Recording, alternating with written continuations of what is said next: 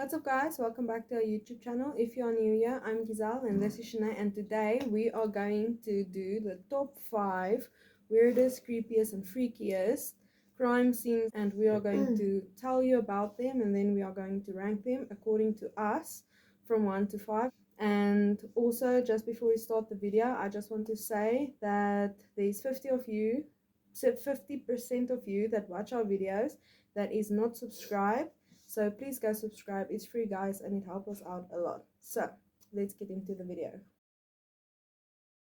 Okay, the human butcher, Catherine Mary Knight, born in 24 October 1955. She's an Australian murderer and the first woman in the country history to be sentenced to life. Even before the grisly killing, the life of Catherine Knight was marked by violence and sexual abuse that only hinted at the bloodshed to come. She had a brutal childhood. Knight's father was also an alcoholic. Knight herself claims that she was sexually assaulted by several family members until the age of 11. Her dream job was at the slaughterhouse cutting out the internal organs of animals. While working at a butcher shop, Knight met David Kellett, a raging alcoholic, much like her father, who was prone to fistfights. Used to this kind of violence, Knight surprised her new bae when she joined in on one of his drunken scuffles. He realized she can do more than fistfights. Before long, he found himself being dominated by her. In 1974, she convinced him to marry her. Her own mother warned him against her about her daughter's temper, saying Knight had a screw loose somewhere. When he fell asleep after consummated 3 times, she wanted it again. She then started to strangle him. Kellett woke up and managed to fight Knight off. Their relationship lasted 10 years. She then discovered Kellett's affairs. Then Knight took their 2-month-old infant on the local train track shortly before a train was due. Luckily, the train didn't come and the infant was spared. She also threatened several people with a stolen axe. She was diagnosed with postnatal depression after witnesses saw her violently pushing and swinging her second child in a stroller down a busy street. She spent a few months in a physic- Psychiatric. psychiatric hospital. Despite this threat, Killer took Knight back when she was released from the hospital. That didn't last. In 1986, shortly after her breakup with Gillett, Catherine Knight jumped into a romance with David Saunders, a local miner. He moved in with her and the 2 daughters. However, kept his apartment, and Knight became incredibly jealous and suspicious about with what he did when she wasn't around. This relationship also grew very toxic very fast. At that point, jealousy was so bad that she slit open his 2-month-old puppy in front of him just to show him what she was capable of. They still were together and even had a daughter a year later. After the birth of the third child, she attempted to stab him with a pair of scissors. Crazy people. She then met a man, John Chillenworth. They stayed together for 3 years and had a child, Eric. The relationship ended when he found out she was having an affair. She was having an affair with Charles Thomas Price. He had 2 older children who lived with him. They moved in together in 1995 and things were going smoothly. When she suggested they marry, he declined. She turned violent. He got fired when Knight framed him. He kicked her out after a few months later. They saw each other again. He refused to let her move back in, and then Knight's violence began to escalate. In February of 2000, an argument between John Charles Thomas Price and Catherine Knight attempting to stab him in the chest. He then got a restraining order against her to keep his children safe. On February 29, 2000, John Charles Thomas Price came home from work and then went to bed. Knight came home shortly after made herself dinner, watched TV, showered, and then went upstairs. Then Catherine Knight took a butcher knife from next to her bed, where she had stabbed him 37 times. According to evidence, he woke up during the attack but could not fight her off. Knight then took his body downstairs, skinned him, and hung his body from a meat hook in the living room. Then she dissipated Decapitated. Thank you. Decapitated him and cut up potato, pumpkin, beets, zucchini, cabbage, squash, and gravy. She then made a dish for herself. She then lay down to the headless, mutilated corpse of Price, took a large number of pills, and passed out. Price warned his co-workers of when he does not come the next morning they must call the police. So they did. When the police then got there, she claimed that she don't remember anything from last night. In the kitchen, the police found Price's head in a pot on the stove. Then the police saw two plates named with these children's names, and then realized she was going to let them eat their own father. So that was Catherine Knight. The doctor with an unhealthy obsession. Yeah, you heard me right. A doctor with an obsession. This is not the normal murder mystery because the person was already dead. Tanzler was born in 1877 and lived in Austria till 1910, where he studied weather patterns. In 1920, he got married with 2 kids but abandoned them to work under the name of Count Karl von Kozel in Florida. Karl claimed that as a boy he had a vision from his ancestors that described his true love being a dark-haired woman, which he believed was Elena de Weiss. Karl Tanzler was a radiologic technician that was obsessed with one of his patients in the Marine Hospital in West Florida. 22-year-old Elena de Weiss was diagnosed with terminal tuberculosis.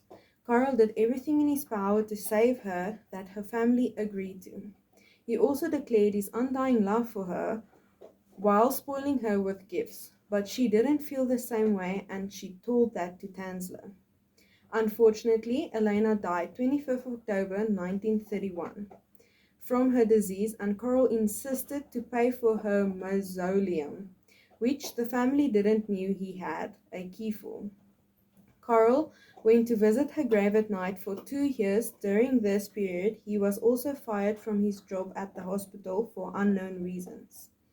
Tanzler started to act strange, and even the police who knew him have gotten suspicious of him buying women clothes and perfume.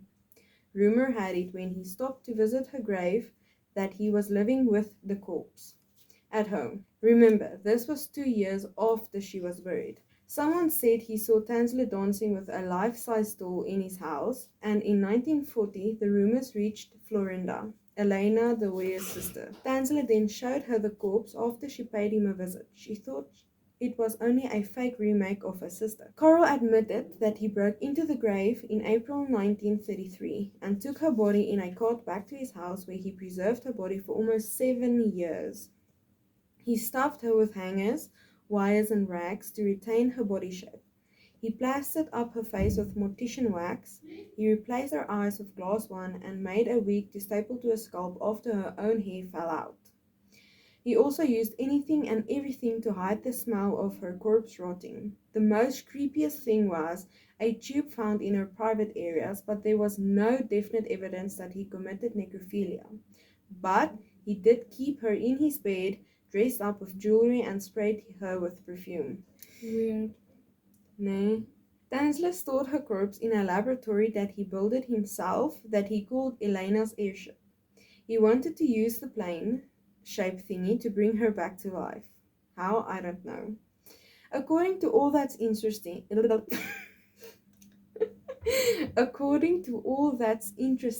Tanzler thought that he could fly her high into the stratosphere so that radiation from outer space could penetrate her tissues and restore life. He was charged with destroying a grave and removing a body without authorization. However, the charges were dropped since the statute of limitations expired.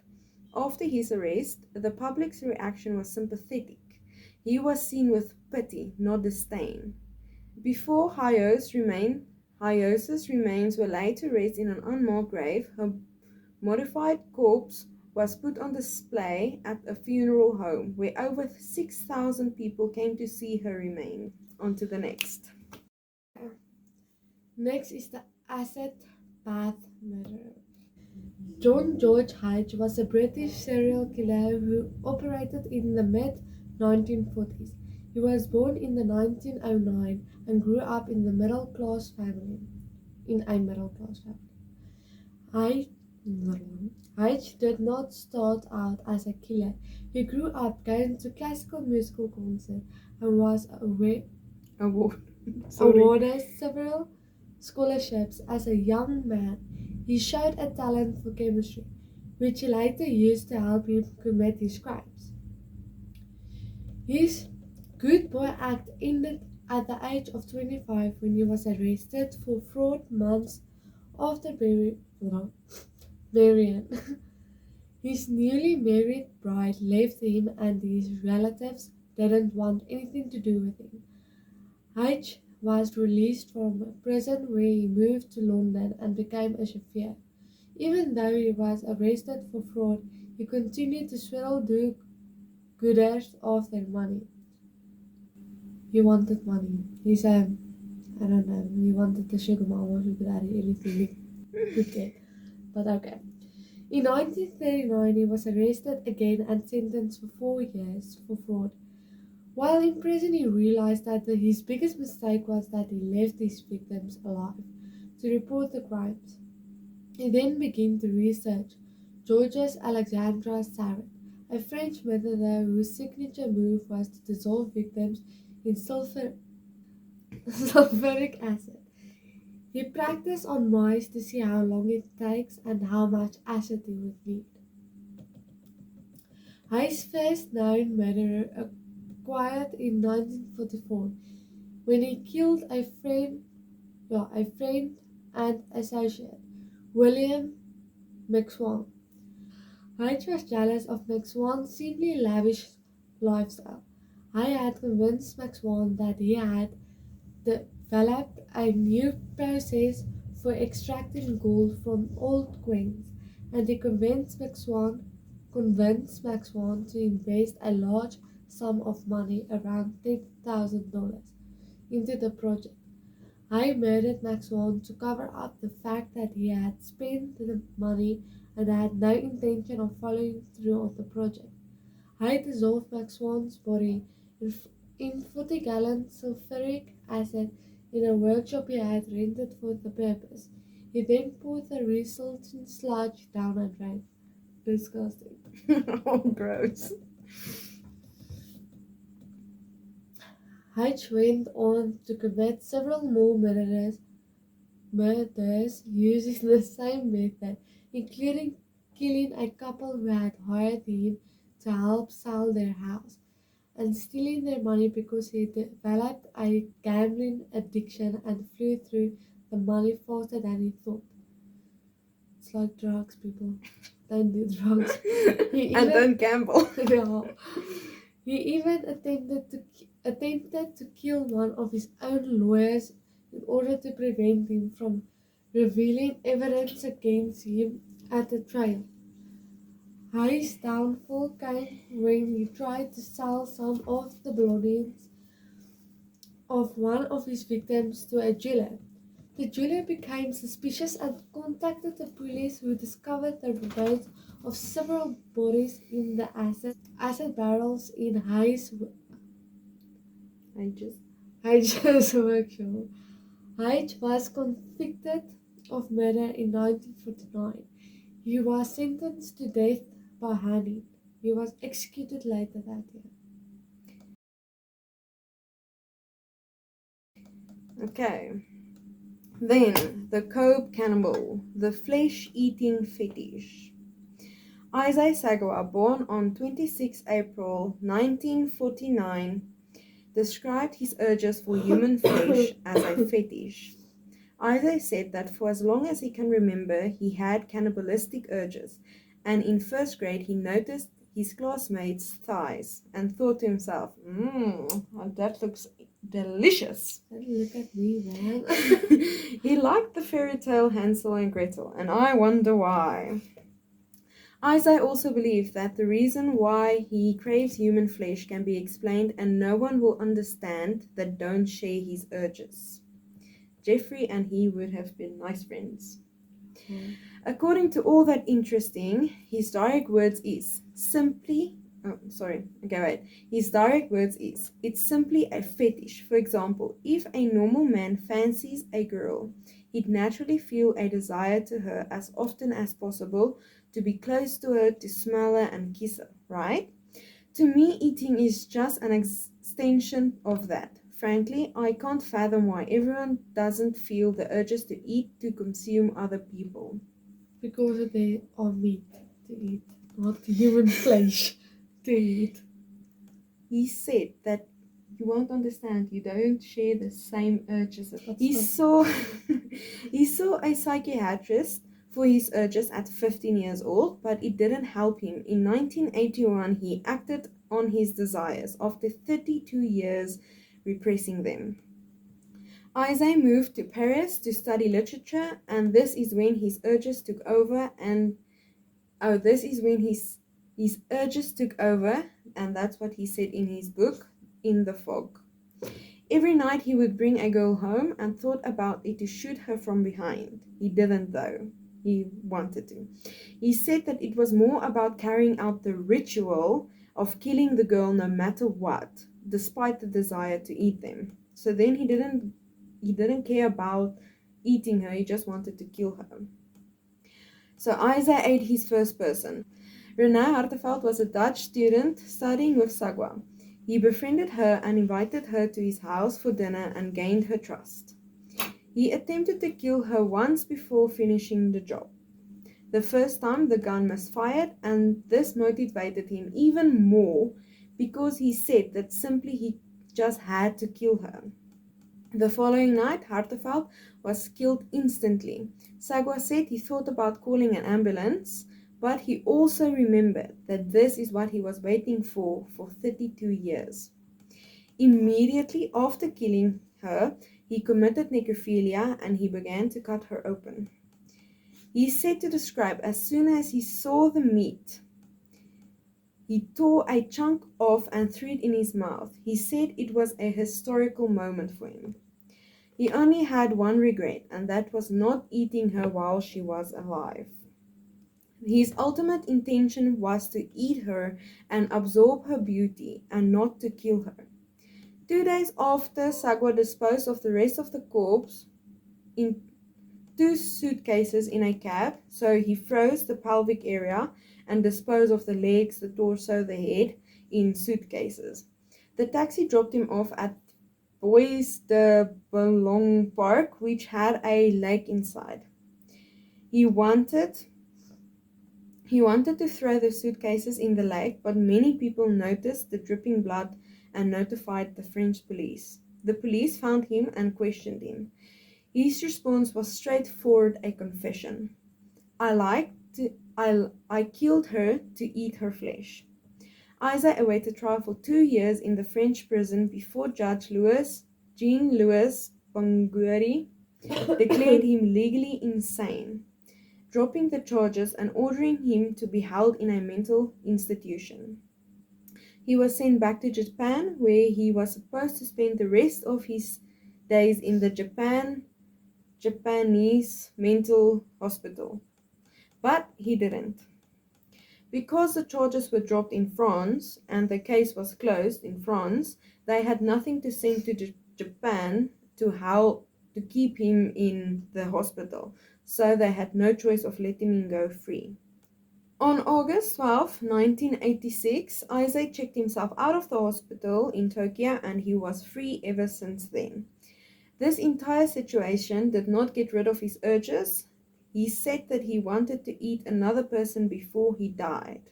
Even when summertime came and all the ladies started to wear shorter clothes and stuff, he said that it attracted him to give so that his urges can become live again. Sagwa wrote books, and his intentions was that when people read it, that they won't see him as a monster. Sagwa suffered from diabetes and had 2 heart attacks in 2015. Sagwa lived with his brother, and his brother asked him if he would eat him as he is his brother, and Sagwa only stared in silence.